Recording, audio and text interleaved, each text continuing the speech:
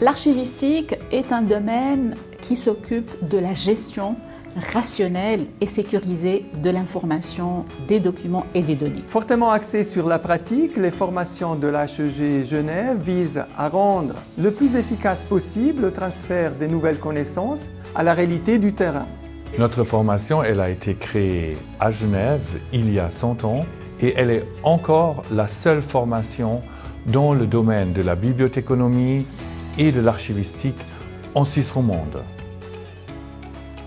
Archilab est une nouvelle structure qui est dotée de 2 locaux, une salle de cours meublée et dotée de 20 postes d'ordinateurs, équipée de plusieurs logiciels documentaires, de classement, d'évaluation, de structuration de données, et un atelier dans lequel on va voir tout un processus de numérisation.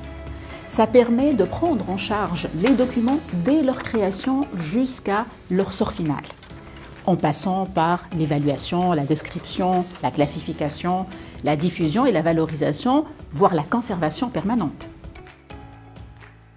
Le laboratoire d'archivistique permet de développer des partenariats publics-privés ou bien entre académiques et professionnels pour répondre à la demande des organisations en fournissant des prestations de services à haute valeur ajoutée. Un archiviste aujourd'hui, il ne travaille pas seulement avec des documents, mais aussi avec des données.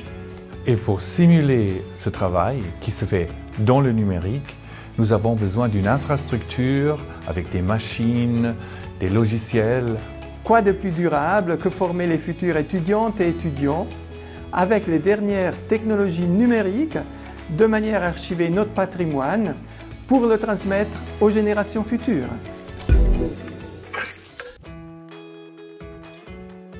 Ici, on a modélisé tous les postes nécessaires au traitement des documents pour Archilab. Donc tout d'abord, on commence par les stations d'accueil. On peut recevoir jusqu'à 6 cornets. Le but, c'est de les sortir et de pouvoir avoir la vision d'ensemble des documents qui vont ensuite être scannés. Le but du scannage, c'est de pouvoir passer du papier à l'électronique. L'intérêt d'avoir un scanner aussi performant, c'est de pouvoir capter l'ensemble de toutes les pièces qui composent le dossier. Alors le poste 3, c'est le traitement de l'image. On va vérifier que le document a bien été scanné en entier. On va vérifier si la qualité de l'image est bonne, si la couleur est bonne. Étape 4, c'est celle de l'ossérisation. C'est la reconnaissance optique des caractères, ce qui va permettre après de manipuler le texte et de faire plein de choses avec. La prochaine étape, c'est de mettre en place ce qu'on appelle les métadonnées. C'est en fait des étiquettes qu'on va mettre au document. Une étiquette par exemple pour dire quel est son auteur, quelle est la date du document, qu'est-ce qu'il contient, etc., etc.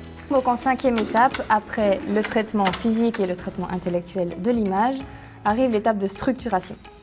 Cette structuration, le but c'est de classer, de ranger les fichiers numériques, nos différents dossiers et sous-dossiers, pour obtenir ainsi une espèce d'arborescence, une structure des fichiers et des dossiers.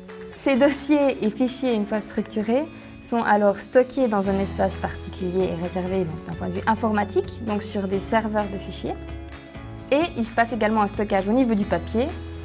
En effet, une fois préparé, trombone enlevé, agrafe enlevé, dans du papier particulier dit non acide, les documents sont également stockés au format papier. Ils arrivent ensuite dans notre armoire métallique de stockage.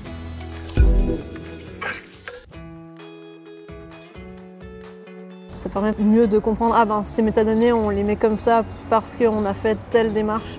Ça nous permet de mettre la théorie en pratique. On peut faire plus, on peut s'entraîner à travailler avec différentes sortes de software. Je pense que ça peut être que bénéfique pour justement convaincre un employeur